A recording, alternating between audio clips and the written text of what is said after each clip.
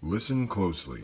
The views discussed in this podcast are solely those of the hosts. Audience discretion is advised.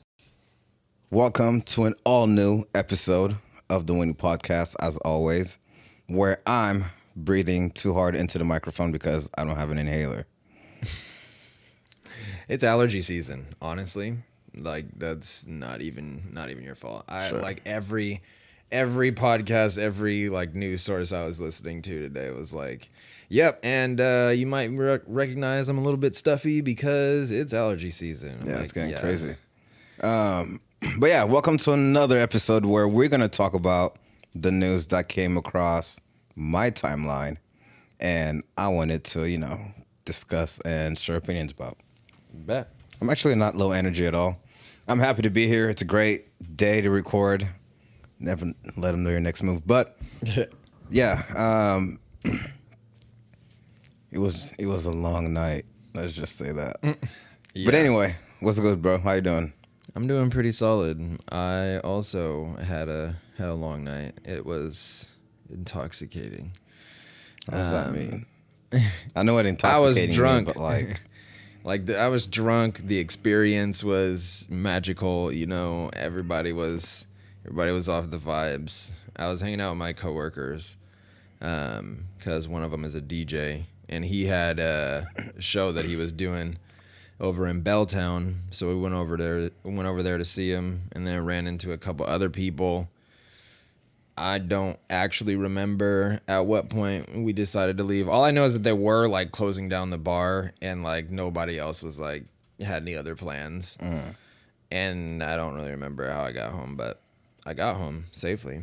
oh my gosh. So, and I don't have a car, so nobody can even claim that I did anything wrong. So, Okay, not having a car doesn't mean. Okay, I didn't drive. Like, Okay, yeah, I don't have a car. There's I a don't lot have of other access things to you a could car. have done. I mean, I guess I could have. Yeah. Okay, that's another story. Remember in college, we were like, oh, yeah, I got home safely. But no, I was concussed for like a week. See, again, yeah, that could happen. Yeah. But that sounded like a good time. Yeah, it was pretty solid. He's a good DJ. He plays good music. Where is he? Always knows how to play a crowd. Does he have like a residency, or does he just kind of move around? Yeah, he's a resident at Havana.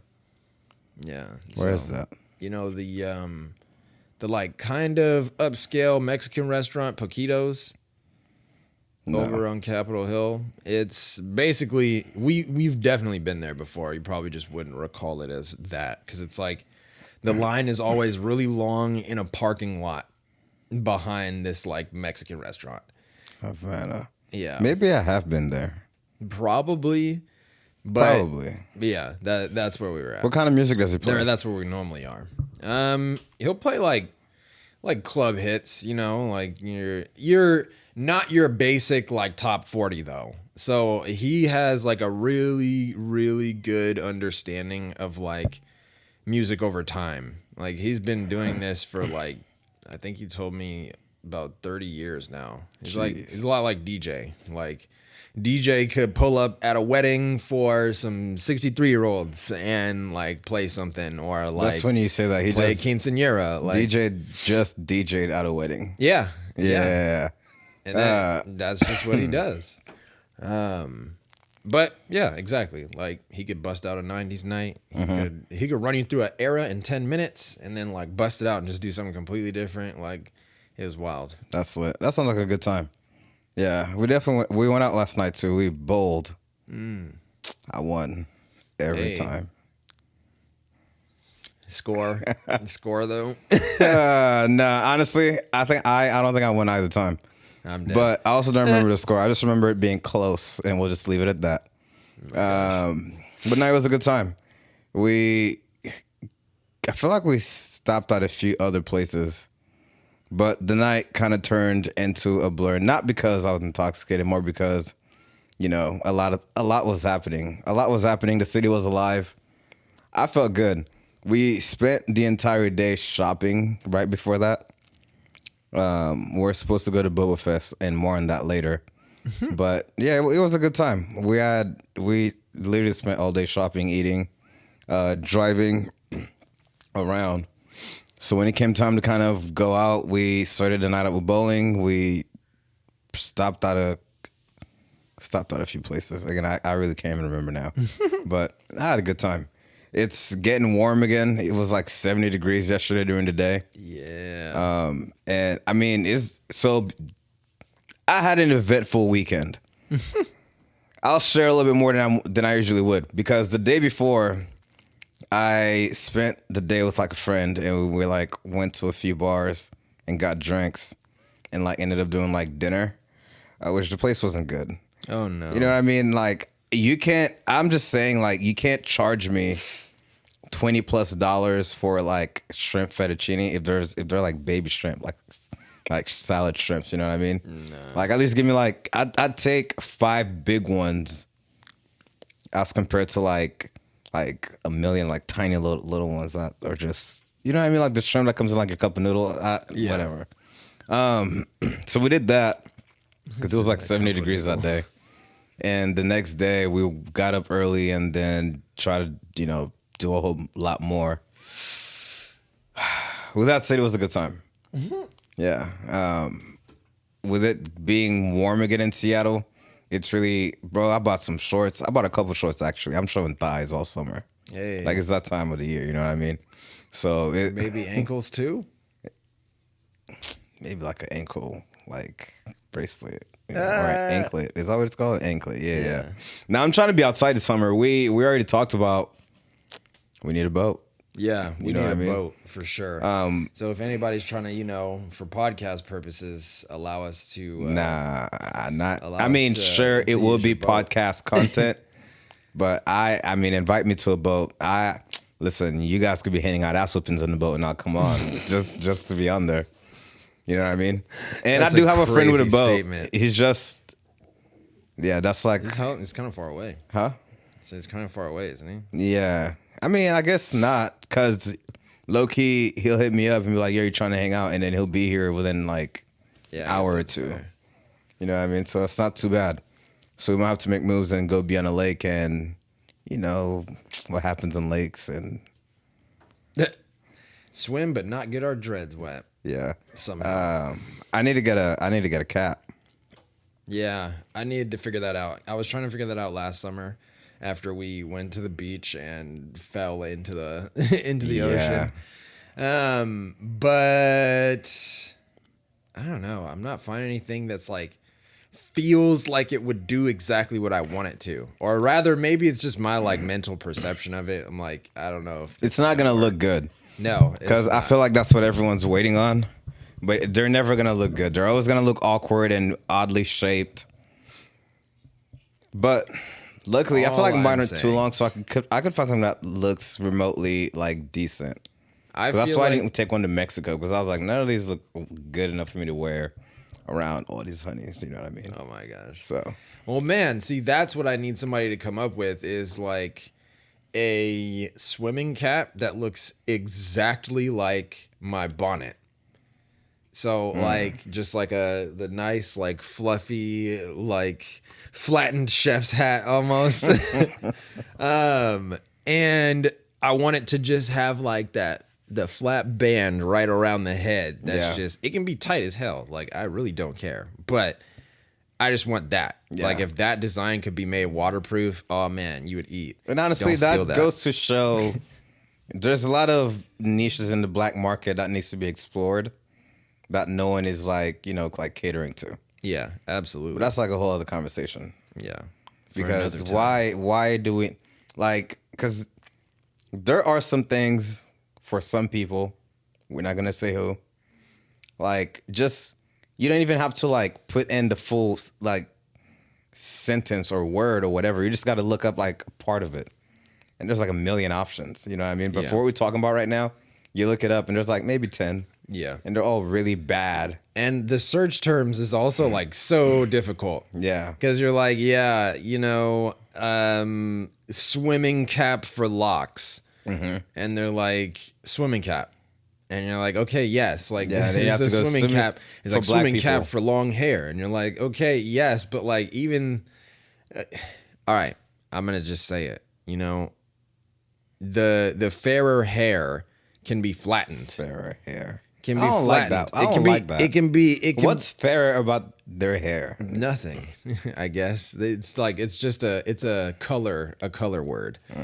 Fairness is like brightness, and so the fairer tone peeps, their hair it sits flat. Oop, it sits Fairer flat. tone peeps. Y'all better eat this one up in the comments. Y'all hear how he's describing white people? Oh my God. Fairer I'm trying tone not to peeps. say it this week. Jeez. I'm trying not to just outwardly attack white people every time. But anyways, your hair sits flatter than ours, okay? And yeah, you can bunch your hair up and put it in a cap and, get in the shower, rinse it out, and afterwards it's right back to normal.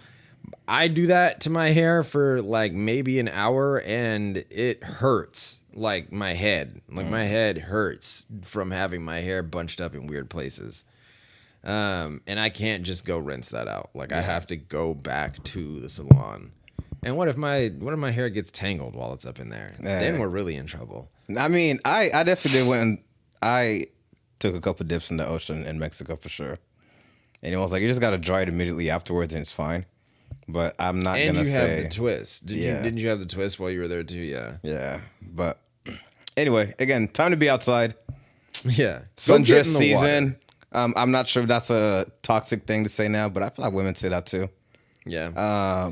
Everyone's trying to dress comfortable. Yeah. Everyone's trying to show skin. Let's not beat around the bush. Let's not. That doesn't mean anything. The crops. You know what I mean? But everyone's trying to show skin. I just bought some Crocs. You know what I mean? I'm about to pimp them out. I'm about to have my toes out this summer. Oh my I don't know gosh. what it is. But I'm ready to have a good time. Seattle summers are always really fun. Everyone's really vibrant and comes alive. People are a lot more friendly. Invite me on your boat. People are a lot more outgoing. Invite me on your boat. You know what I mean? Like, people are a lot more willing to make friends. Invite me on your boat. So, I don't know. It was just, I'm looking forward to it. Like, even yesterday when we went out, people just felt more friendlier.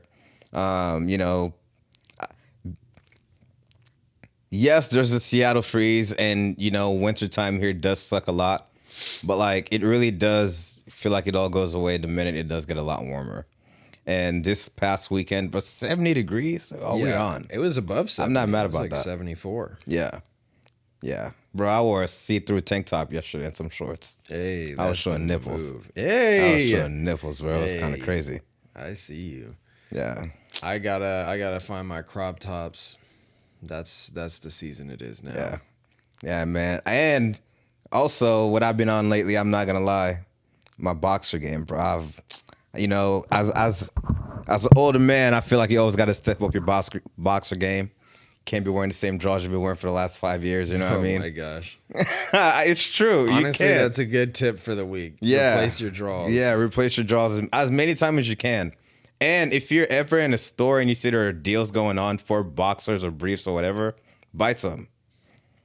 You know what I mean? Like, that's a good thing I've been doing, like, a lot. And I'm not going to say I've only been doing this recently because, trust me, I always got fresh draws, all right? Let's get that out the way. Oh my gosh. But now, it's like that thing where it's like, the older you get, the more you appreciate the little things. Mm-hmm. Like, when we were out and about yesterday, we're at Hollister. And they had some boxers, bro, and they were like half off, for like, I don't know. I bought them. Yeah. Yeah, for 100 years I bought them. Went to another place, had another deal going on. Bought those too because you can't ever have too many draws, you know what I mean? True. And I'm the type of guy. Or socks. Yeah, I'm the type of guy, the minute, like, the draws become any sort of uncomfortable, like the lining is falling out or they're getting loose, nah, you gotta go. No. I'm never gonna be one of them guys where the draws just literally don't work for what they're supposed to. No holes in your drawers either. No. Like, come on. No, I haven't seen holes in my drawers in decades. Yeah. No Not way. since the That can't happen anymore. The teenage years. Okay, I didn't have holes in my drawers in the teenage years either. Hey, man, we was broke. I wasn't in control of replacing my drawers, just making sure that they were cleaned. Fair enough. We was just cleaning the shit out of them. But we're up now. Yeah, we out Again, here. enjoy the little things. Go outside. It felt good, bro. And the thing about summer too for Black people, the skin be glowing for no reason. You know what I mean? Anyway, more on that later. People just be looking. Yeah, and if you want to see how my skin glows, invite me on your boat. Like on some I'm real liking stuff. this motif. Yeah, bro, we can make it work. And yeah, what else you got going on? Going on this week. Let's see. So I was able to do some more photography work. I had like several people reach out to me because they just like saw me doing my stuff, and they were like, "I have some projects for you." So there I you got go. like three new projects for photography that just came up. So I'm feeling pretty motivated again for the creativity. I was texting you the other day and said I just have like a creative bug, and I'm just irritated because I just don't know what to do first, mostly, and like how to go about some of it. And so it just kind of gets to me a little bit. I'm learning to not mess with the mic too much, but you know, It is very difficult. yeah. That's if it's cool though. slow, then it's Yeah, it is. Yeah. That is cool. I feel like, again, we've been talking about this a lot lately, but diving more into our hobbies and our passions and just doing things we enjoy. And honestly, yeah, people start noticing, and then they probably want a piece of it too. Yeah. Are they paying? Yes. Yes. They Yeah, that's are. kind of fire. One of them pays in weed, but you know. We're going to have to leave that out. You're right. I'm pretty sure that's mad illegal. You know, it's like mowing somebody's lawn. You know, a favor for family is what they call it. Yo, talking about mowing somebody's lawn, this dude was built an entire like community and like market base off of TikToks of him mowing people's lawn for free. Oh yeah, and I saw one the other day, and he actually paid the guy $60 to mow his lawn. Yeah, because I'm Because sure it looked really bad. I'm sure the money he gets back from all his views Yeah. is whatever. And you know what? Good for you, bro. I'm not gonna lie. What's for funny? a split second, I was about to hate. I'm not gonna lie. Yeah, no. I was getting ready to hate a whole lot, but you know what? That hate was coming from a place that I don't want to admit. So good for you, bro. Hey. Because that's fire. That is Because I fire. watched the first video. I was like, this is kind of dumb. 10 videos later, I was like, this is kind of lit. Like, just It going becomes around so and- satisfying. Yeah, Because you're yeah. like, wow, these people's yards did look terrible. Mm-hmm.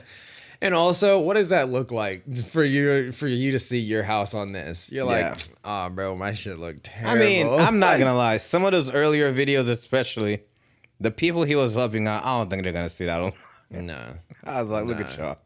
Not to say anything about them. Also, he like the guy himself cracks me up because he's always just like so straight faced Mm-hmm. and like, yeah, like I'm just trying to do it.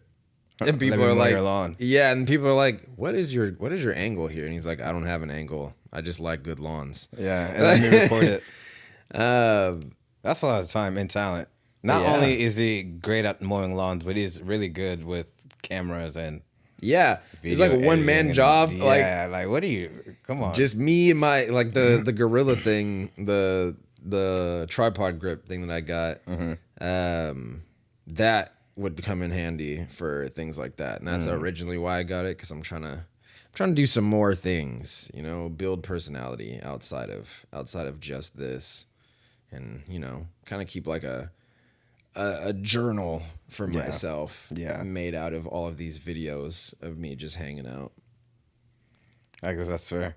We try to do that over the weekend too, but it's a lot of work. Well, I have some ideas on that. We can talk about that on the next break. It's a lot of work. But I've also been thinking about it too. I was like, man, like not that the podcast is really in a place where it's like, oh, let me start, you know, like diversifying everything. But I was like, oh, what else could I do? But more on that later. Yeah. And again, yeah, that's just for things to come as milestones, you know, and benchmarks are met. Breathing's hard today. Yeah, I was about to say, mine left nostril is gone. Your breathing is heavy. But we're here to pod, yeah, and we're we're pod, here, you know what I guys. mean? And again, energies are high. Don't let this, whatever.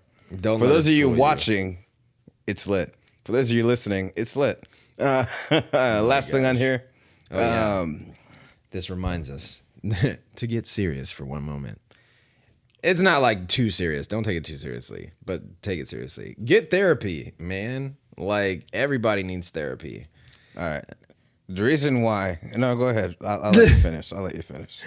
Everybody needs therapy. Like, my life has improved immensely since starting therapy, like basically 2 months ago. And I've been in therapy before this instance. I went back to the same people that I was in therapy with.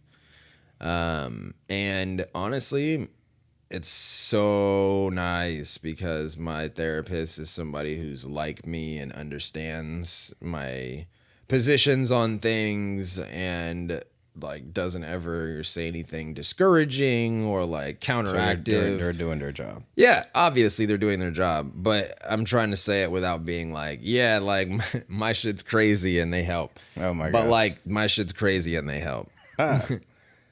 So when you had brought this up originally, and for one, congratulations on going to therapy and it working for you and everything.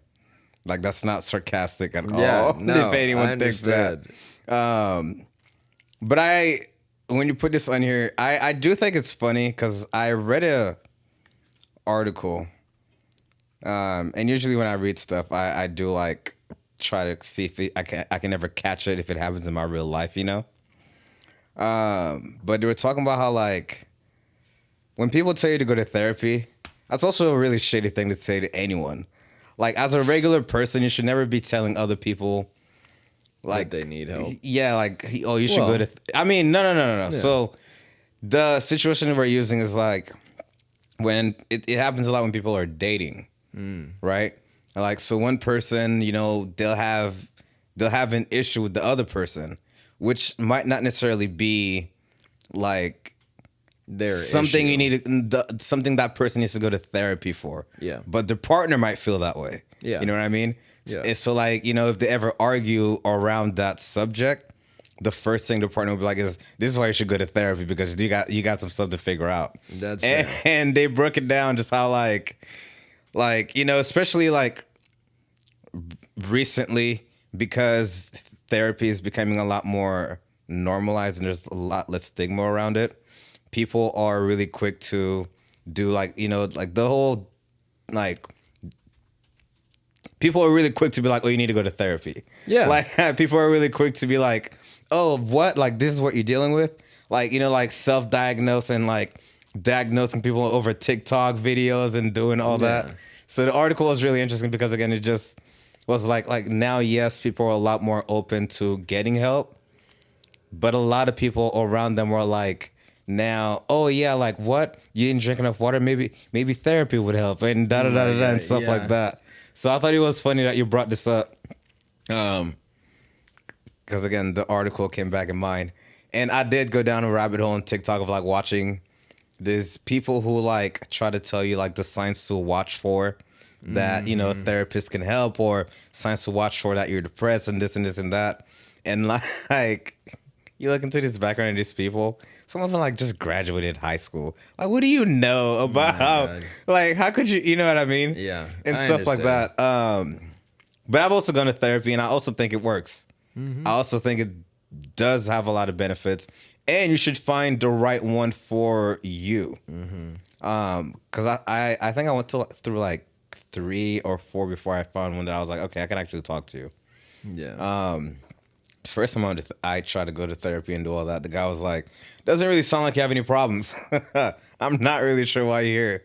And I remember thinking, I was like, you're bad at your job. One, like, you're just bad at your job. And two, that's when I realized that, like, again, you also can't look at therapy like you see in the movies. Yeah. It's not like that. Yeah. I mean, maybe in some serious cases, if you're dealing with this, because in the movies they be dealing with some dark shit. Yeah. They be dealing with some like, hey, I just went into my house and there's a 13-year-old ghost.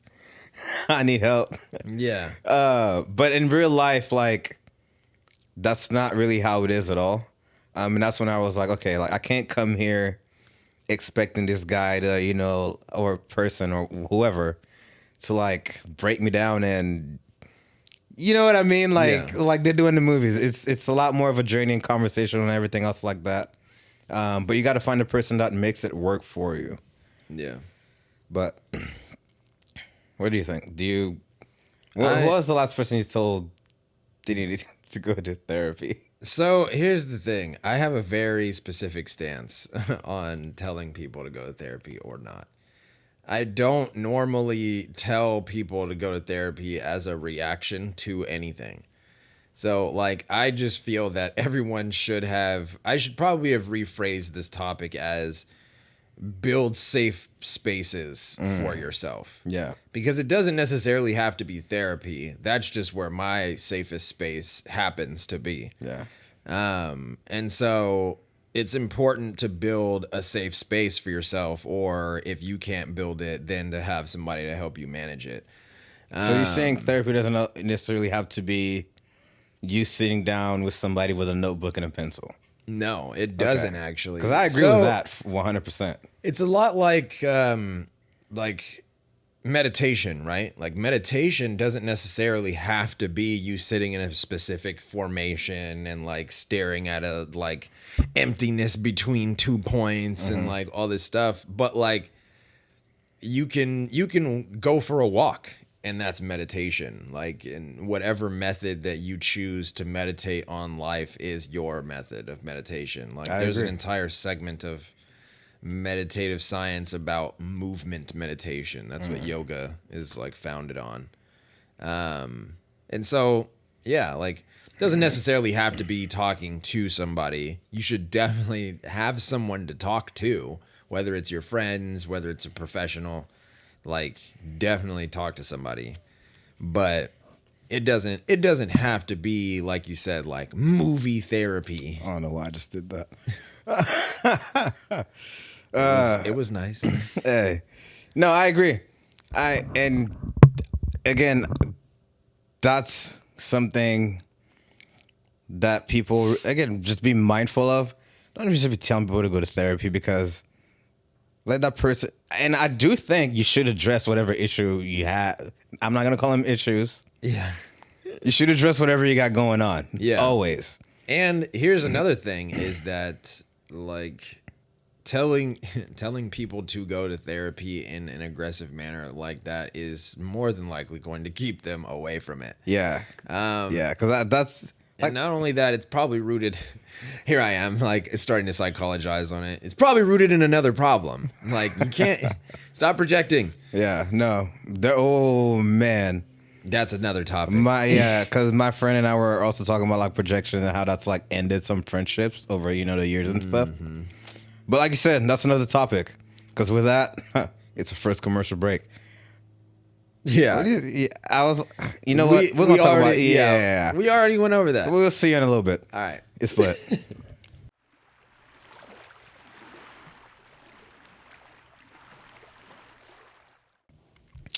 And we're back. We just got done covering, first segment where we're just checking in. It's time to move into that part of the podcast where we talk about the news that I came across and I wanted to chat about. And actually, I feel like this week a lot of people should know about this stuff. First thing I want to touch on is Pras. Pras Michelle. Yo, Pras from the Fugees and a lot of other things Hollywood music related, has been charged with 10 counts of international fraud and embezzlement of like $100 million. Yeah. And people keep Laundering. reporting him as a rapper. Pras did a lot more than rap. He's just an artist. Yeah. You know what I mean? And I feel like phrasing Now it he's that a criminal. rapper Pras does add a lot of twist because people don't expect a lot from rappers. Yeah. But if you look at who this guy is and his background and everything, politics have always been kind of around the corner for him. So this is not really the craziest thing. Yeah. That's besides the point. We're not here to defend this guy. We're here to make jokes. You know what I mean? So, Oh my gosh. 10 counts of international fraud. Yeah. So here, hold on. I was gonna pull up the story because I have it on here. So, all of the things that he was accused of. How come no one's approached me to commit? No, wait, hold on. We have to go through the story first Okay, so that they okay. know how it came to be. It was random, but so the Fugees founder. Ooh, okay, they gave him rights on that. Yeah, Fugees yeah. founder Listen, Wyclef, Lauryn Hill. immersed himself in American politics at the behest of Low Take Joe, known as Joe Low. Yeah, bro. Listen. And so basically, Joe Low was paying him millions to help launder money that he embezzled from Malaysia. That's crazy. I'm telling you, man, the Asians love us. He stole hundreds of millions. Misappropriated. Wait, from Malaysia? Or, Yes. Oh. Low allegedly misappropriated over 500 million from the Sovereign Wealth Fund, One Malaysia Development Berhad, which is just like one of their man, the international Asians love banks. us and we're going to rob them. Oh my gosh. And this is why. Well, okay, so this guy, Joe Low, Right. if I'm not mistaken. Malaysia, here. Asia. I'm not over here just. Yeah, no, Okay, that's okay. in Asia. Okay. I mean, I know. I'm just saying, like, I'm not wrong for Joe Low. generalizing. Bro, look at this guy. Oh yeah, bro. No, yeah. No way, Yo. bro. Yo. Yeah. Yeah. Look at these pictures. That's crazy. Look at my That's guy, crazy. bro. That's a vibe. With Paris Hilton? That's a vibe. I'm with They it. had Leonardo. Okay, that was in the story too. They had Leonardo DiCaprio testify against him. I'm with it. That's crazy. That's some G. dude. Okay, because everybody's calling him a rat. Everyone's calling him all sorts of stuff. But this is what they make movies about, right? It is. Like, Okay, so let's continue here. So Joe Low, he's like, hey man, it literally approaches him in a club and is like, hey man. They make it seem like it's like step one, approach in club, step two, profit. Like, but basically he like approached him in the club and is like, hey man, like, you trying to make some real money? And he's like, I mean, how do you mean? Like by advancing the Fugees? And he's like, sure. by advancing the Fugees. Can we And be it's completely honest that most people would jump at the opportunity to make a hundreds boatload of money? millions of dollars. Oh yeah, of course. And most people. and if you really are the morality police who wouldn't, sure. Yeah. Like, okay.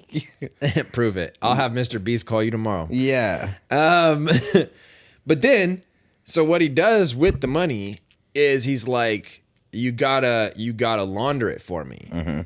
And so he's like, specifically what I want you to do, no one's gonna notice if you launder it through a political campaign. So he was laundering the money by having an American citizen basically donate thousands of dollars at a time to the Obama campaign. That's lit. So they're really for the people. It sounds like it's lit, but they end up, I don't know exactly like what the back end like deals that happen based off of like that kind of influence. But apparently that has like wide reaching consequences and he was making money off of that as well. And I don't know, So it sounds to me, just bouncing around So it $500 sounds million to that me you stole is also just like the the problem. institution is again trying to destroy black wealth. Is what I'm hearing. Okay, so this goes even 'Cause further. okay. So this guy is donating to the Obama campaign, which is illegal. You cannot donate to political campaigns if you are not a person from that country. Like, I didn't know that. yeah, so like I think it's a little bit more nuanced than that, but the point of it is that having major control of another country or their finances or something like that, that is a bad, that we don't accept payments from people like that. Sure, we don't. And there's a donation cap per donation, per event or something like that, or like per quarter, that they can actually accept from each person. And so like at one point he also like paid a bunch of money. It was like $40,000 per person for like 7 of his friends to go to an event just so that he could get a picture with Barack Obama or something like that. Damn. Like it was a lot. Like, and so that's why they're like, obviously Barack Obama's presidency wouldn't have been threatened entirely by like, yeah, like we don't have your money, that's fine. But if they found out that Chinese nationalists are like donating to the campaign, then that looks really bad. You think the Obamas knew? No, they didn't. That they went over that in the article as well. Oh, sure, of course they didn't know. You have to feign ignorance. Like regardless of if you did know, like you cannot say that you knew. About that specifically. That is insane. I'm not gonna lie. Quick side comment. When I first heard about this, I thought it was Plies, the rapper. Because again, the whole rapper thing, I was like, Plies? That's hella funny. Plies is not running around with Chinese nationalists and laundering. No. And then I looked a little bit more into it, and I was like, Praz. It makes a lot of sense. Again, when you look into this man's background, a lot of people in the Fuji's actually been involved in politics. Oddly enough, Wyclef ran for president in Haiti. Yeah. He was, spearheading the Haitian funds when the earthquake happened. Lauryn Hill, I'm sure, has some political some kind of political pull. Yeah, so I believed it immediately. And I thought it was kind of hard because, again, you're running around doing things that, again, Once again, we're finding everybody as a mobster. Yeah, people make 7 seasons of this on Netflix and make millions of dollars. This is really your life. You know what I mean? He's like the Ozark. Pretty much. Literally. So, that's crazy. Accidentally. I guess what I'm trying to say is I don't really see what the problem is.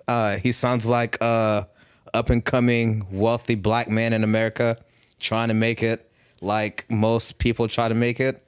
Because, as we know, a lot of y'all didn't do it legally. So I don't see the issue. The biggest charge now is that he's basically being charged with fraud, money laundering. This sounds like a great drama.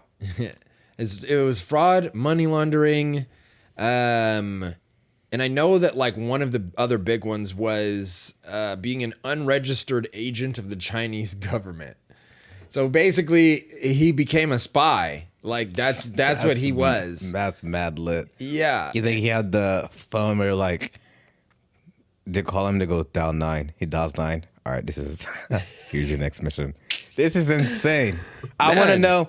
Also, no. Well, it couldn't have been anything like that crazy, right? Yeah. Because this dude Joe Low, he's Joe Schmo. Yo, could you imagine partying with Joe Low? Yeah, that and just then sounds like a different experience. The next week, the people that he's partying with are all involved in an international fraud case. You're like, dang, dude, that sucks. I'm not mad at it. Hey, I mean, I guess I'm being completely honest, you play to win, and sometimes you win. Okay. I'm just play saying. Stupid games, win stupid prizes. Anyway, Praz, my man, you going to jail for sure. Hold it down. I don't know. Yeah, I'm gonna be real. Even if they gave you a fine, no. Yeah. The fine is what, $500 million that you owe to the Malaysian government? That's crazy. I'm going to... Let me not swear what I was about to say. In other news, I would like to take... Because this is near and dear to my heart. I guess this kind of shows you the childhood I had. But moment of silence for Jerry Springer, who died this past week. That was a moment of silence, by the way, if y'all didn't notice. Anyway, he died this past week from, it was like cancer. Was it cancer? Yeah, it was cancer. It was some form of cancer. Oh, yeah. Jerry Springer, if you don't know, was the host of a very popular show in the early 2000s called The Jerry Springer Show. Former mayor of Cincinnati. Bro, I know a couple people. That comes up when you look it up. I know a couple people who went on that show.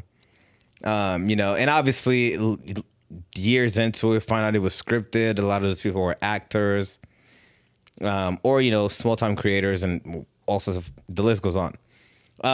But to say Jerry Springer defined a generation is an understatement because, he was part of the Maury's and even Dr. Phil and all those other shows, right? This was like when reality TV was really up and coming. Yeah, absolutely. I watched a lot of it. It was entertaining. They played it everywhere. Mm-hmm. I'm sure they didn't play it in some of you guys' communities, but in my community, there's a chance it was playing at the house, barbershop, restaurant, Chinese spot. He was the cool white guy. Yeah. Obviously had a lot of black people and acting all sorts of weird ways and doing a lot. But Jerry Springer was a staple, I feel like, in a lot of households, you know what I mean? Yeah, absolutely. So when I saw that news, obviously I haven't watched that show since the early 2000s. Mm-hmm. But I was still like, damn, like this is sad because believe it or not, this is part of the culture. Yeah, absolutely. 100%. You ever watch the show? Yeah, I did. I used to watch it growing up. It's like you get home on like half days or like random shit like that. And you get home and it's like Judge Judy for like an episode or two and then Jerry Springer. Which Judge Judy is also over. Yeah. The other judge show, the black guy, is also over. A lot of things are ending right now that people are like, these things really used to. And mystery now. Dude, these things used to keep companies afloat. Yeah. You know what I mean? And now they're just letting them go like it's nothing. Man, well, it's like, contract is over, but I'm not even we're not negotiating. Not only are we not negotiating, did you not hear? We got a Twitch streamer. Get out of here. Yeah. Like, we're not doing that. And not only that, like, I was going to say, they can't afford to keep doing things like that when their bailiffs are getting charged for killing their wives and shit. Like, that's true. Come on. That video was crazy. The guy goes, he looks like he does not like his wife. And the guy goes, I actually love my wife. 7 years later, it's like, this man was found at the home of his wife after strangling her. At the home of his wife. Jesus. I would hope so. Yeah, whatever. I'm bad with words right now. I'm just whipped. Fun. But anyway, talking about sorry, Jerry. What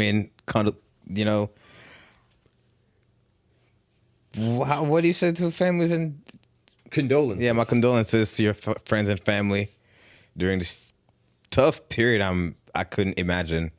But you brought laughs and jokes and just a lot of energy and culture again to a lot of people's homes. And I hope you're remembered for that. And I also never heard anything bad about Jerry Springer. Me either. You know what I mean? So shout out to you for being one of those. Former mayor of Cincinnati, Jerry Springer. Was he a mayor? Yeah. I'm not. What? That's what comes up when you look up Jerry Springer. Former, not even the show? Yeah, no, it just says former mayor of Cincinnati. Listen, we're going to put up your higher, because we know what he was really known for. I didn't know he was obviously. a mayor. But anyway, talking about people getting let go and icons being moved around and everything like that. Don Lemon, yeah. Like the sour taste he left in CNN's mouth. Oh my gosh. Yeah, Don Lemon. Don Lemon was fired by CNN, and Tucker Carlson was fired by Fox. Yeah. The news that I'm finding out around the Tucker Carlson situation seems like it was a little bit more like they both were kind of at wit's end with each other, like the network and Tucker, because Tucker, which one of these guys is the black guy? Don Lemon is the black guy, right? Yeah. Okay. All right, so we'll backtrack. Yeah, Tucker Carlson is what? Because I know what happened. They just got fired for no reason, or what is going on here? So Don Lemon's situation is that he's been being mad misogynistic and sexist, like on the air. That can't be why Fox fired him. It's CNN. Right. That's Don Lemon is the black guy. Lemon is the black guy. Oh, okay. So Don Lemon was fired from CNN because he's like being sexist, misogynist, and all kinds of other stuff. And upon reading like all the headlines related to Don Lemon, it was like also he was accused and being sued by a bartender in the Hamptons for apparently sexually assaulting him. Oh, and I was okay. like, yeah. Yeah, there you go. Because I'm not gonna lie. I don't know how long ago that was, or like what, but that was just one of many headlines that I saw. I don't see CNN firing him over being misogynistic. More recently, I don't see it. No, I don't see it. All right. I guess that's fair. But here's my thing. Here's my thing. Like, CNN is not letting this guy just go on the air unprepared. Like, they really don't know what he's going to talk about. That was another reason that they cited was diva-like behavior. I'm just saying, he's been on there for like a decade almost. Yeah, but that doesn't give you the right to, like, you don't run the place. Listen, that's like the whole point. Okay, that's fine, but he's also the highest rated news reporter right now. Like, he has everything going for him. Like, this guy's like, he's him. Like, in the news world right now, you wouldn't look past this guy. And based on CNN's record and what CNN like promotes and what they do, they're not gonna fire this guy because he's rude to women or because he hates women. I don't think they would do that, but I do think it's like good optics. The sexual assault thing could be like there's no coming back from that. You know what I mean? Hey, I think that in the world that we're currently living in, it would not be past a news company to fire somebody for A, being a douche, and B, also being sexist. I just feel like CNN's been known about this for too long for it to be now like, oh, what? He doesn't like women when you know what I mean? But 10 years of evidence, like, yeah, sure, they may not have done it before, but at least like I'm on the side of CNN's decision. And I'm not saying Don Lemon is not misogynist. I'm not defending this guy at all. I just want to know if that really is why him and CNN parted ways, or if there's like a bigger reason behind it. You know what I mean? Unless somebody wants to spill the tea, we're never gonna know. I guess, yeah. All I can do is take it at the presentation of evidence. Because when I look up Don Lemon, all I hear about him is the fun drunk news reporter on New Year's Eve dancing around with his. You know what I mean? Hey, but again, that's the part that we see. Yeah. And like once the camera's cut off, you saying we're not at the Hamptons? Nah, we're not in the Hamptons, bro. He's the fun drunk news reporter until the camera's cut off, and then he's the intimidating drunk news reporter, and you're like, we're not at the Hamptons. Yeah, not in the Hamptons. But no, that was crazy. And here's what because I guess this kind of goes back to the whole BuzzFeed thing. Do we think this is, because they've done something unforgivable in the court of public opinion, especially? Or do we think CNN and Fox are just going a different direction? Like, do we think, news as a whole is changing? And I think it's more the direction thing. Because like we were talking about before, it's a cultural shift. Yeah. And so like things like Judge Judy, judge shows, like daytime television watchers are not actually watching those anymore. Not hating and not wanting anyone's career to not be fruitful. I think the show should have ended a while ago. Yeah, that's what I thought. Judge Judy was like 89 years old the whole time. But no, I agree. I do think it is a shift in culture. I'm hoping it's a shift in culture because I would hope that these people aren't out here just terrorizing the regular people. You know what I mean? And so we'll trace back to Tucker Carlson's reason for being fired as well. Is basically the same thing. Sexism and creating a hostile work environment. So like it's one of those things, right, in journalism and in news that everyone's always been like, this is a hostile work environment. Like that's just what it is. But with the changes in culture, you can't have it be that way anymore because motherfuckers will strike. Yeah. Like they just won't come to work then, and all of them won't. Yeah. Like you really can't. You can't be threatening them. It like, used to be a thing where they are your entire livelihood. It used to be a thing where that didn't work, and now that's the only thing that does work, and everyone's doing it. Look at the French, bro. They're burning everything down. Man, speaking of which, I think I was gonna bring this up later. But no, it was just something we talked about off camera. But it's just like the writing strike going on in Hollywood. It's like we got some of the best news reporters on both sides, whether it's like being progressive or being whatever Tucker Carlson actually is. And then you have like the new format for how everybody gets their information. Yeah. So like podcasts, like I am honestly willing to bet $100 that Don Lemon and Tucker Carlson end up with podcasts after this, or just their own platform. I don't know if it'll be podcasting necessarily, but I definitely agree that these guys are not going to stop making money just because they got fired by these news platforms. Yeah, no. Like they're definitely going to come off and start doing. Because I'm sure they're going to have people following them wherever they go, looking for their next move and all sorts of stuff. So. Yeah, they said Tucker Carlson's spot is already tanked. Like nobody's watching that shit now. Oh, yeah. Well, and hey, but that's funny to me. But listen, we also know there are farms out there that once you become in a certain reputation, they throw your name in the pile and you just get unlimited views. So I'm sure. Yeah. Again, if they did really do something they can't come back from, then bots got turned off. I'm dead. Like, bro, no, you cannot be found anywhere. Sorry. And here's the thing: we'll have to wait and see the fallout of this, because I'd love to see new newscasters, like actual young people that are knowledgeable and aware and informed, and that's why I get my news from somewhere else. Because everybody who's doing news is like 47 and spouting nonsense because they're appealing to people who are 63. And I'm like... And like nonsense. Yeah, and like nonsense. Like, I don't need any of that. Like, not I to be listen ageist. Not to be ageist. You know what I mean? But I listen to very directed news. Also, I just want to say this once because I don't want to keep being on the air trying to defend my positions. We're not here to hurt anyone's feelings. We love everybody. Moving forward, if a joke lands, a joke lands. Sorry. This is a universal apology for all previous episodes and all further episodes. The jokes are flying. That one's a clip. Yeah. But we have Jack Harlow. What? Yeah, I don't want to talk about Jack Harlow. You don't want to talk about Jack? No. Why I'm not? going to be honest. Jack Harlow's a great rapper. Let's talk about this. Let's talk about why you don't want to talk about Jack Harlow. Because I don't like being force-fed rappers, all right?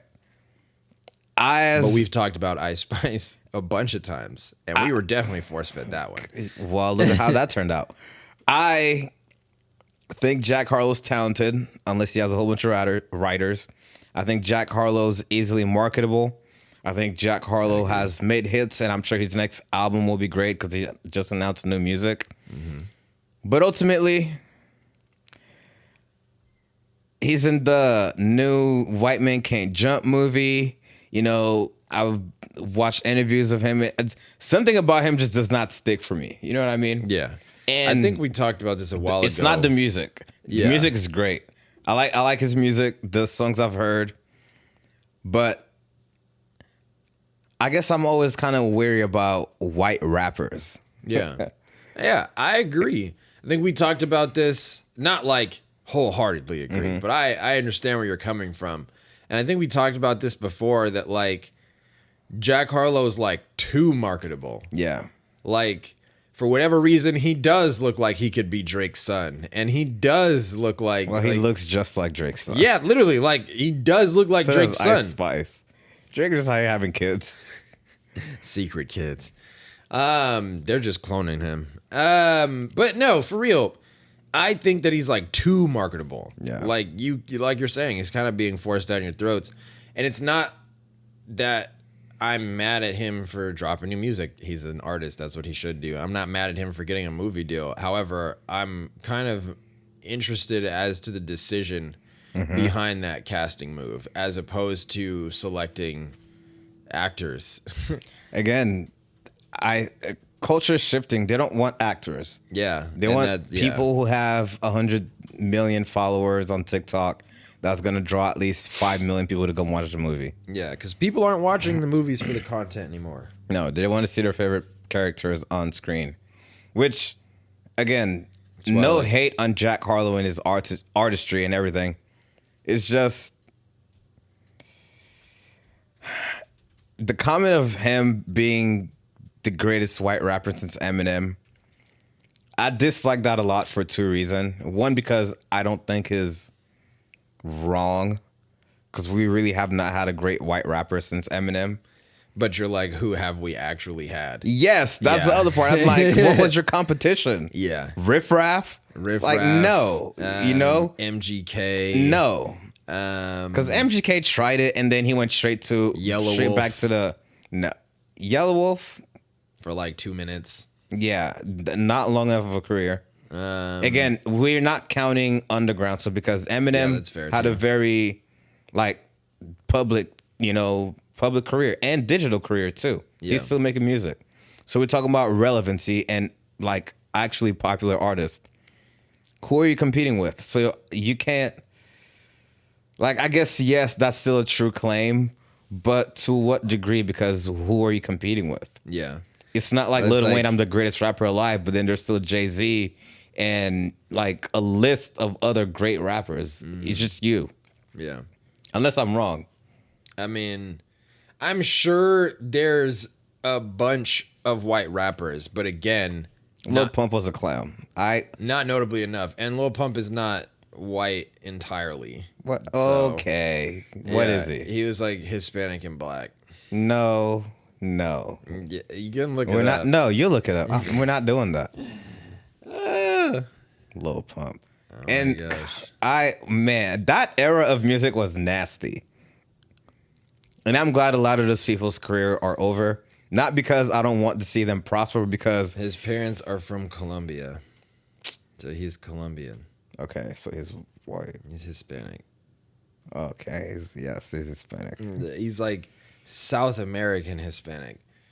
Yeah, so he's pretty much like 6'9". Kind of, yeah. Anyway. Almost closer to actually being ethnic than 6'9". Like actually though. Fine. Anyway, Jack, I hope the new album is good. Better be. I don't. No, I'm just I kidding. didn't listen to the entire project he put out last time. But we'll be back. The Winning Podcast.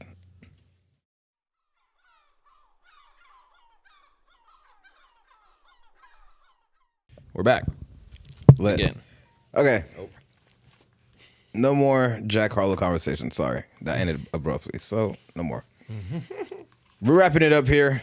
Appreciate you guys for hanging out with us for another great episode of The Winning Podcast, where, again, we talk about things that I find interesting, things Caleb finds interesting, and Yes, things that I hope indeed. you guys also find interesting that we can just really dive into and make some jokes and side comments about it. Before we do get started with this last segment, you know, it really hurts my feelings when I get online and I see people hate podcasters so much. Why? Or give an example. and Like then the whole tell me. trope, like not everyone needs to pick up a mic. But more recently, you know what I mean? Like, Yeah. all guys do is, they sit around. We can podcast. That's 100% okay. People say the same thing about people who DJ. They say Yeah. the same thing about comedians. They say the same thing about artists. It's gonna happen. So that part is not really what like ultimately gets to me. The part that gets to me are the people who are like, well, why do you want to podcast about this when, you could really do a podcast about finance or, this or like whatever niche that, that they want. and it's like, then don't listen to my podcast. Like, go listen to something else. Like, I don't, you know what I mean? Yeah. Because a lot of times when I'm looking into, so yeah, the guy was like, oh, we have a lot of these podcasts about this, but none about those things. And while I agree, you don't want any market to be oversaturated, don't tell people what you think they should be talking about. Yeah. There are people who are doing that, so gravitate to them. Podcast about whatever you want to podcast about, because the minute it's not authentic and you're just trying to work your way into a niche you don't really care about, no one's going to listen to it anyway. The other part of that is, when you do a lot of research about people who, about podcasting, and they're like, oh, well, for you to take it to the next level, you got to do interviews, you got to sit down with people. And honestly, my favorite podcast don't do a lot of interviews. Yeah. Unless they're like Drink Champs and like the Gilly and Wallow show to me are extremely different, because obviously, you know, like I do want to hear my favorite artist sit down and talk and like do that. But in those scenarios, Yeah. I don't really want to hear, like, I respect their opinion and their approach, and because they're really in that business. I don't really care to hear the guy down the street who podcasts with an artist who's like locally, you know what I mean? Yeah. And not that I don't think those people don't deserve that platform to talk about it. I'm just saying, like, I don't want to do a podcast that way, because the podcasts I enjoy are, you know, are the ones where it's like two friends hanging out or a bunch of friends hanging out, or, you know, like Crime Junkie, or people who can literally hold the conversation without needing that external help. You know what I mean? Like, let's just come here and pod.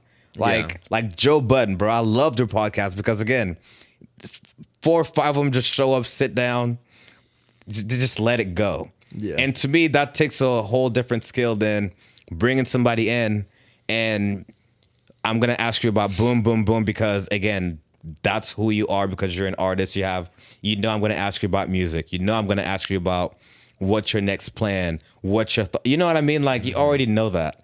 But let's talk about the culture, though. Like, let's really get into the meat and potatoes of it. Yeah. So, all that to say, podcasting needs to be very diverse. And that's what I really like about it.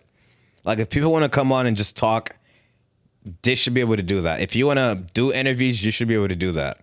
But the whole pitching the idea of we have too much of this, like, do less of this and more of that. Bro, I promise you, if you really want to podcast about cigars, there are probably podcasts out there about cigars. Absolutely. You know what I mean? And again, whatever, I'm going on a rant, but what do you think about what I just said? No, I completely understand what you're saying, and I agree. Like, it's just like what I was saying about therapy. Mm-hmm. Like, to put it into a box would be incredibly limiting to the industry as a whole. Yeah. And when you said that originally, I thought of remember Black Dynamite, the animated show. Mm-hmm. He would always be like, "You shut the fuck up when grown folks is talking," and like it would change whenever, like, depending on the scenario. Mm-hmm. So like as soon as you said that, I was like, "Hey yo, people need to shut the fuck up when grown folks is podcasting." I'm like, let us do our thing, dude. Yep. Maybe this is our therapy. Mm-hmm. Like, and you had brought that up many episodes ago. I'm just here to talk. Yeah, like, this is your therapy. Like, and that's why the therapist is like, "I don't think you need me, bro. You already be talking." And he's like, "Yes, I know, but anyways." Man, if y'all got any questions you guys want me to answer, I will answer those on the air. I don't really care. Yeah. And maybe we'll do that as some segments that we do like once a month. We can kind of collect up some, again, don't tell us what to do. Let us come to those decisions, right? Like, obviously we want to do more things with this show, but we aren't 16 people, right? Yeah. Like, if we were 16 people, you would see all kinds of different content. Yeah. But right now, it's just us. My thing is, eventually, you know, like, you really got to get into, like, schedule. Like, again, not getting too much into it, but work the angle you want to work. You know what I mean? Yeah. Like, when people are online telling you that, no, you know, don't do it this way, don't listen. It's usually people who aren't even in that field anyway. Like, I'm glad you can hop on, you know, Twitter and be like, everybody want to talk about podcasting and this and that, but no one's talking about these topics. Then you do it. Yeah. You know what I mean?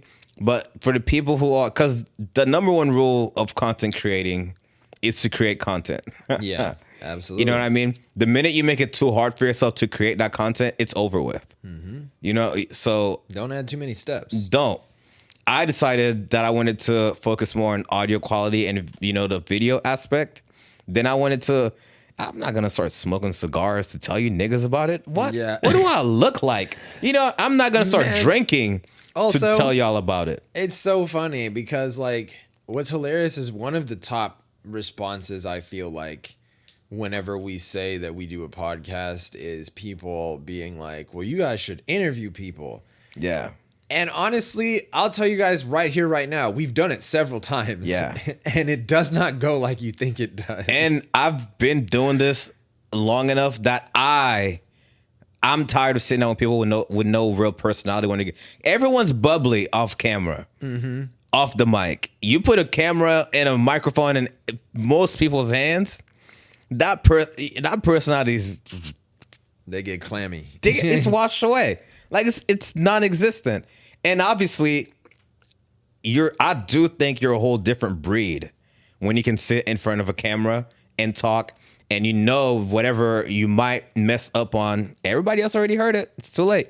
You're a whole different breed. When you're a musician, an artist, a creator, and you can actively be in spaces to be interviewed, and you can really be good at that, you're a whole different breed. But a lot of y'all aren't. I'm not, and that's not even hating, bro. It's just the truth. Hey, that's right. Like, and there's also the other aspect of, oh, let's record each other just having fun. And then you go, hey, this actually has purpose.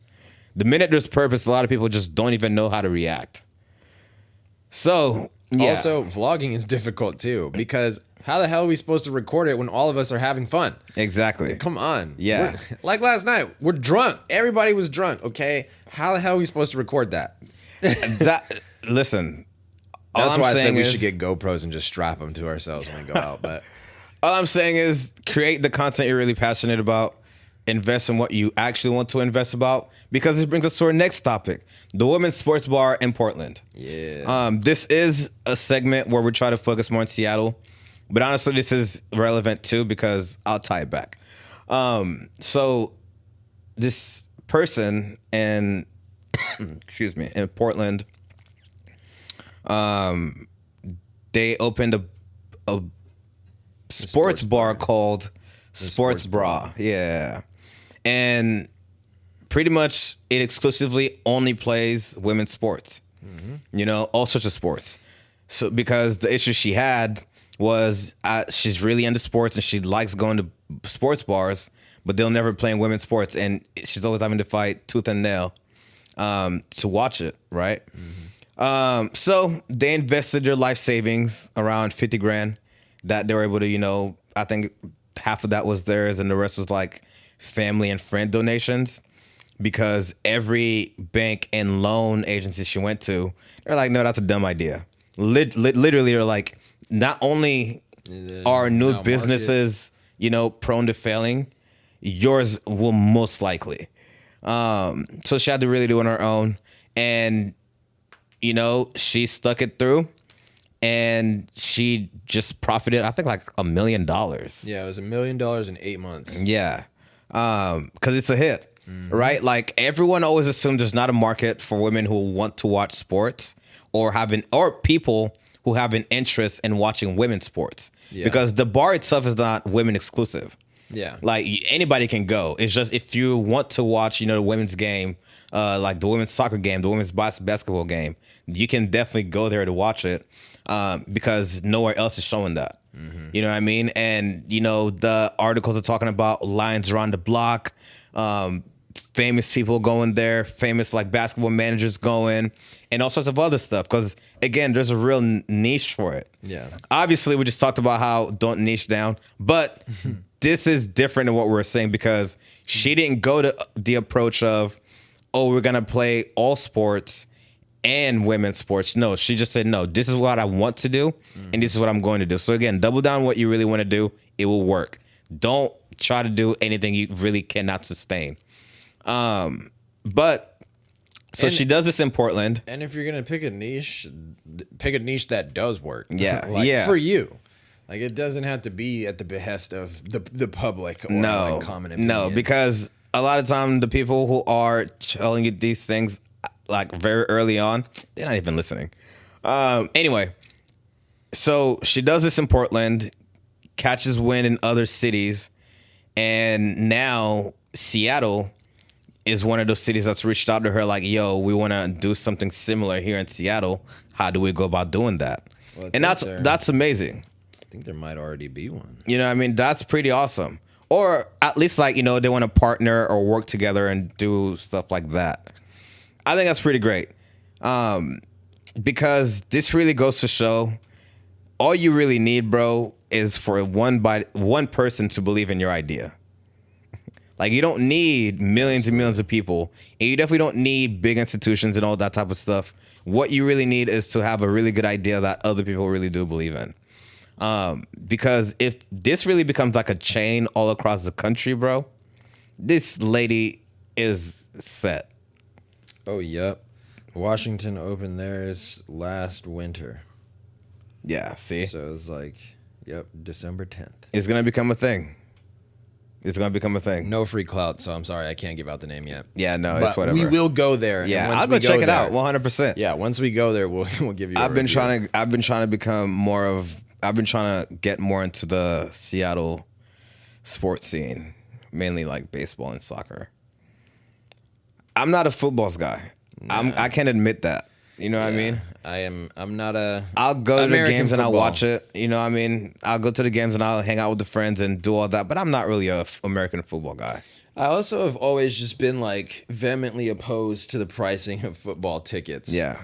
Like, I'm not going to pay, like, the price for me to attend a 3-day festival for me to go to one football game. No. Like, that's just kind of odd. Especially if I'm not truly a fan. Yeah. I don't really care like that. Our team is and- not that good. Talking about fans. Listen, man, I'm a fan of staying inside. And these next topics are the reasons why I stay inside. Yeah. So, do you want to tell us about Boba Fest first, or... Oh, wait, you said... Yeah. Yeah, Boba Fest. So, here's what happened at Boba Fest. Nothing. I didn't go. We shopped all day. We never got around to getting there.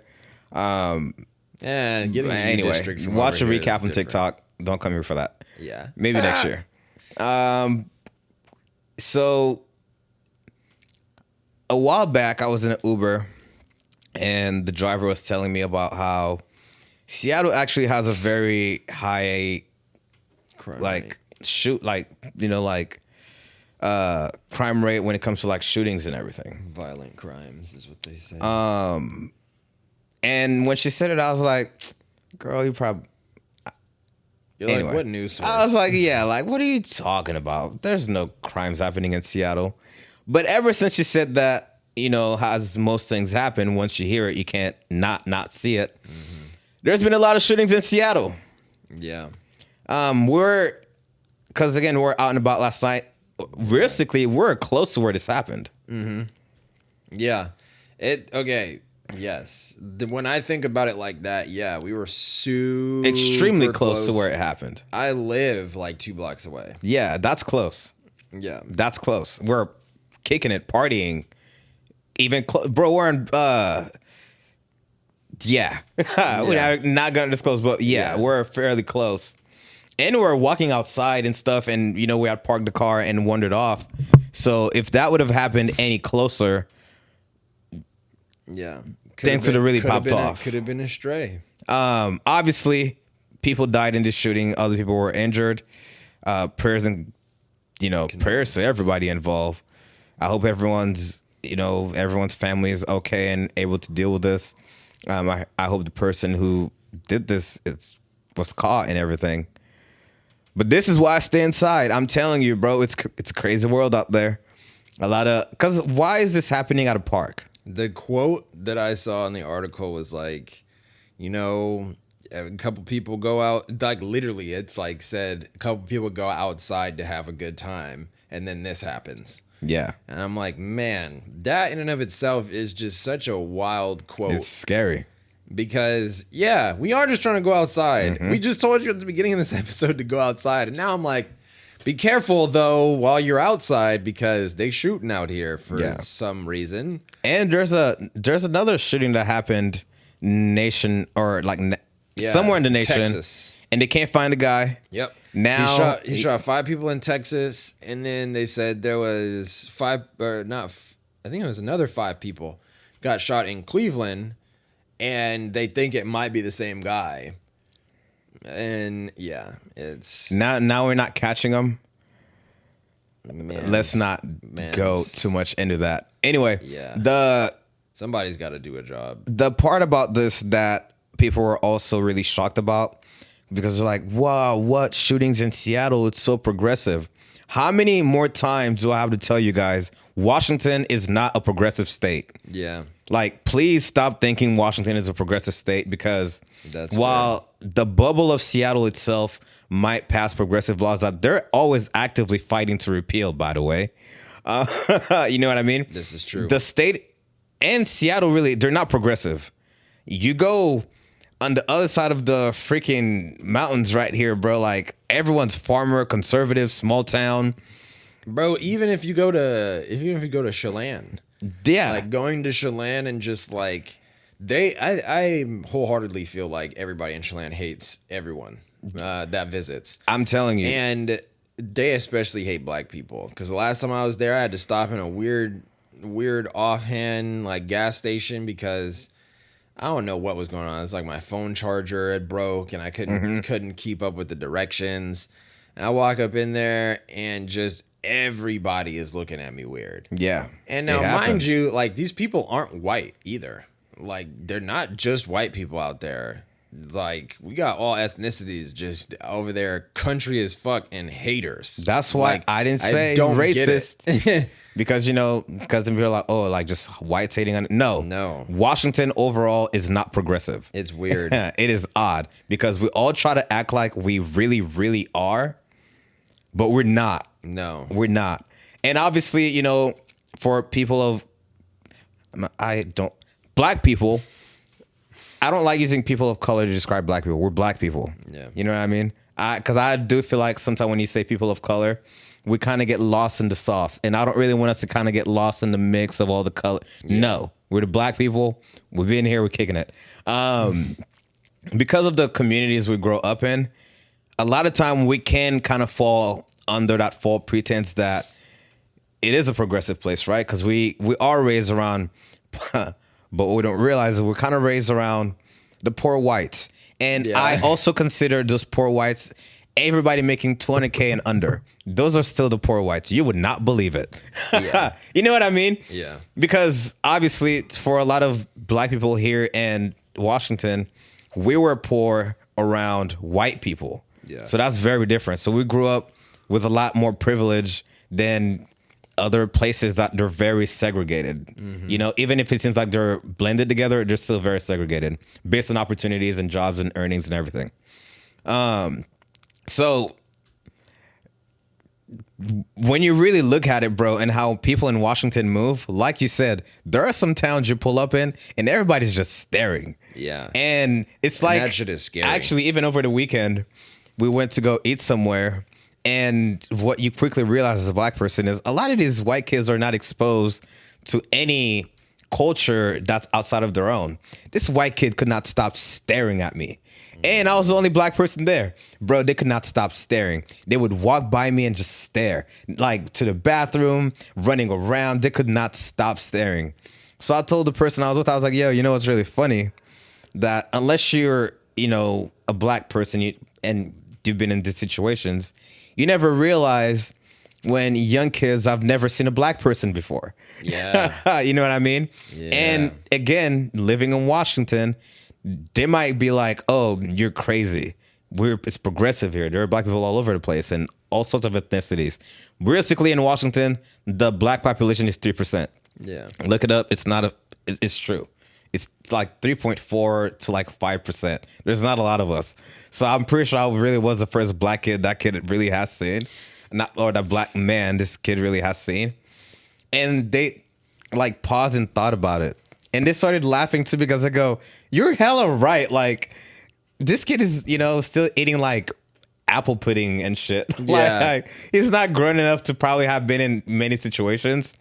So we're both sort of just dying because this kid was really like, look at this nigga. Taken aback. Yeah. Wow. Anyway. It's been a long time since I've experienced that too, though. Well, for where I live now. Yeah, where you are currently. That it's I'm not surprised. Yeah. Yeah.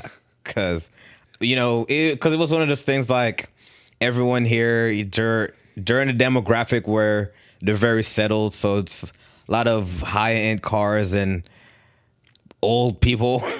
Like you're watching people with canes hopping out of Teslas that drive themselves. It's kind of odd.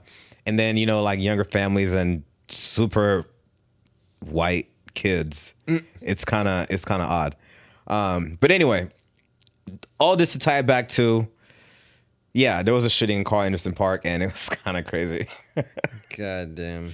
And then there was a shooting in Auburn. So I was looking at that. I think they said that this is the eighth shooting. Either it was the 6th or the 8th, somewhere between 6 and 8 shootings that have happened on Capitol Hill specifically this year. As of January. As of January. I'm pretty sure I tried to tell you guys it was dangerous outside, and everyone was right.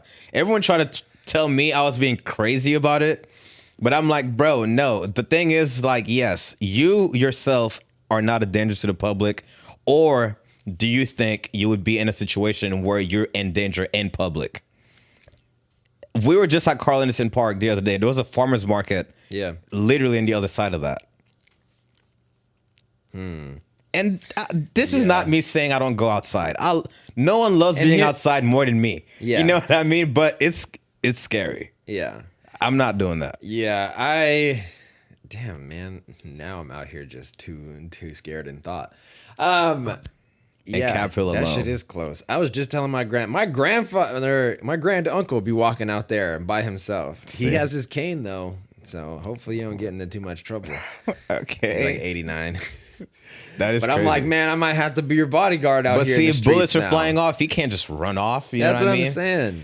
That's crazy. It is scary too. And again, I don't know why we gotta have this, but this does make, because we wanted to talk about this a couple weeks back, but thought it wasn't relevant enough. This does make the Seattle ban on guns, or not Seattle, Washington's ban on guns, very relevant now. Mm-hmm. So Washington, they're trying to pass a law to ban all automatic rifles. I don't know if an automatic rifle was involved in either one of these shootings, but I think it's a pretty good step into reducing these events from happening again. Yeah. It at least stops like mass shooting events, because shooting more than one person with a pistol that has to be like hand cocked over and over again is like not efficient, yada, yada, yada, yada. Like, it definitely is a step in the right direction. Yeah. We don't need anybody out here like No. With a faster gun. That situation would have definitely added bodies. And frankly, be more responsible. Yeah. Like, Seattle doesn't need to become this. No. Like, no. We're a big city and all this stuff. But and that's like, the thing. It's not that big. It's not that big. It's not that big. And it's never that serious, bro. No. Like, never. And instead of Like, committing crimes and shooting people, what you guys should really be doing is attending the burlesque Star Wars show that's happening in Seattle in like a month or so. Yeah. Or if for whatever reason you're in New York, theirs opens up next week. Yeah. That sounded like an ad. Y'all ain't paying us. I mean, we didn't even say what the show was called. All we said was Star Wars Burlesque. If you're in New York, I'm sure there are hundreds of those. Oh, yeah, probably. I'm going to go to that, though. I'm not going to lie. I'm a nerd. A little striptease ain't going to hurt nobody. Hey. You know what I mean? I'm here for it. Yeah, but what's funny about this is we're watching The Mandalorian the other day, and we're like, these people still got to have sex, right? And obviously, yes, there are other humans around, but you might be on a planet that there aren't. And you do still got to, get it on. Are you, are you really still trying to do all that? Theoretically, Mandalorians don't. Like, it's against their code of honor to remove their, like, armor and helmet and stuff like that in front of another person. Hey, not the new ones. The new... Theoretically, yeah, like, the newest Mandalorians, like, they be falling in love and, like, all kinds of shit. So I'm sure there's some kind of bending to the rules. Mm-hmm. But, like, yeah, like, it would be against the rules, Unless...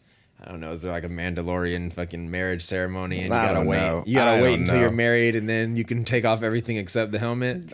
That'd be kind of crazy. But anyway, that wraps up a whole new episode, an all new episode of the Winning Podcast. It's been great. Yeah. Honestly, at this point, this is just feeling routine. We just come here every day and just knock these out. Not every day. Yeah. Hey, if we could do it every day, pay us. or invite me on your boat. With that said, I was waiting for that to come back. yeah, it's lit. We out. All right. I'm about to go nurse this hangover.